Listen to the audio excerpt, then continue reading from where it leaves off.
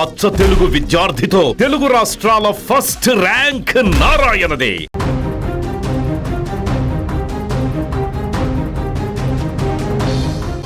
మల్కజ్గిరి మారుతి నగర్లో నిన్న ఒక భర్త భార్యని అత్యంత దారుణంగా తుపాకీతో కాల్చి చంపినటువంటి ఘటన మనందరికీ తెలిసిందే. ఇప్పుడు ఈ కేసులో ఊహించని ట్విస్టులు బయటకు వస్తున్నాయి. అనుమానంతోనే భార్యను కిరాతకంగా చంపినటువంటి రియాల్టర్ అరుణ్ కుమార్ వెనుక ఒక పెద్ద క్రిమినల్ స్కెచ్ కూడా ఉంది. 8 నెలల క్రితమే నిషారాణిని అంతమొందించాలని ప్లాన్ చేసుకున్నాడు. బీహార్ నుంచి అక్రమంగా తుపాకీని తెప్పించాడు. బుధవారం తెల్లవారుజామున ఈ కిరాతకానికి పాల్పడ్డాడు. అంటే మొదట్లో అసలు తుపాకీ ఎలా చేరింది, అతనికి ఎలా తుపాకీ వచ్చింది, తుపాకీతో చంపినటువంటి సందర్భంలో అందరికీ అసలు అతని దగ్గర తుపాకీ ఎక్కడిదని అనుమానాలు వచ్చి ఆ రకంగా పోలీసులు దర్యాప్తు చేశారు. ఇప్పుడు దీనికి సంబంధించిన విషయం కూడా తెలిసింది. బీహార్ నుంచి తను తుపాకీని సేకరించాడని. సో మల్కజ్గిరి పోలీస్ స్టేషన్ పరిధిలో జరిగినటువంటి ఈ ఇన్సిడెంట్ హైదరాబాద్ సిటీలో తీవ్ర సంచలనంగా మారింది.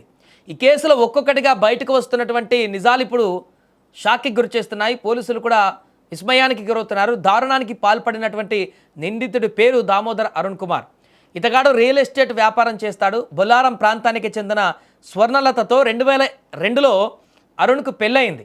వీరికిద్దరు పిల్లలు కూడా ఉన్నారు. 2015లో ఈ యొక్క స్వర్ణలత ఎవరున్నారో మొదటి భార్య క్యాన్సర్ బారిన పడింది. 2017లో ఒక గోడ కూలి ప్రమాదంలో కుమార్తె మరణించింది. ఈ కష్ట సమయంలో స్వర్ణలత సోదరి నిషారాణి అరుణ్కు బాగా దగ్గరైంది.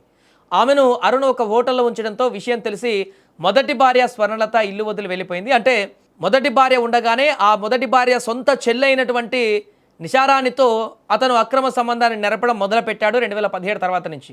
అరుణ్ 2022లో నిషారాణిని యాదగిరిగుట్టలో రెండవ పెళ్లి చేసుకున్నాడు.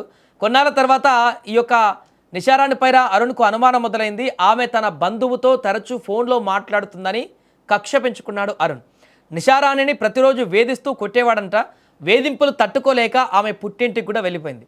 ఎలాగైనా ఆమెను అంతమొందించాలని అరుణ్ గట్టిగా ఫిక్స్ అయ్యాడు. 2025 నవంబర్లో తన స్నేహితుడు మహమ్మద్ అబ్బుతో తన మనసులో మాట చెప్పాడు. అబ్బు యాకత్పురకు చెందినటువంటి మీర్ ముజామ్మిల్ను అరుణ్కు పరిచయం చేశాడు. ముజామ్మిల్ తన బంధువు సల్మాన్తో కలిసి ఈ ఏడాది జనవరిలో బీహార్ వెళ్ళి ఒక తుపాకీ తెచ్చి అరుణ్కి ఇచ్చాడు.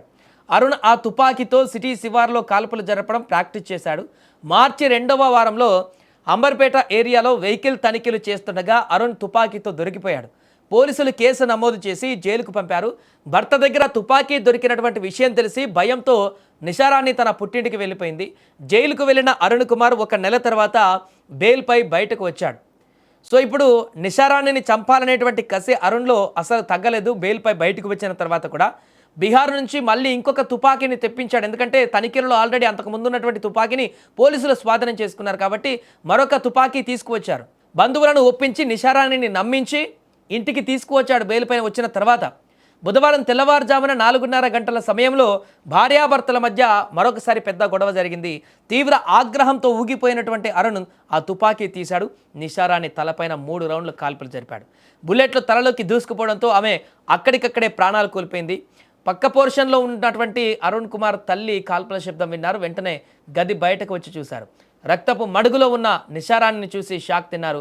వెంటనే మల్కజ్గిరి పోలీసులకు సమాచారం అందించారు. పోలీసులు ఘటనా స్థలానికి చేరుకొని వివరాలు సేకరించారు. నిందితుడు అరుణ్ కుమార్ భార్యను కాల్చి చంపి అక్కడి నుంచి పరారయ్యాడు. పోలీసులు కేసు నమోదు చేసి నిందితుడి కోసం గాలిస్తున్నారు. ఈ దారుణ ఘటన స్థానికంగా తీవ్ర భయాందోళనను రేకెత్తించింది. ఒక పథకం ప్రకారం భార్యను కాల్చి చంపిన ఈ కిరాతకుడి కోసం పోలీసులు ప్రత్యేక బృందాలతో ఇప్పుడు వెతుకుతున్నారు.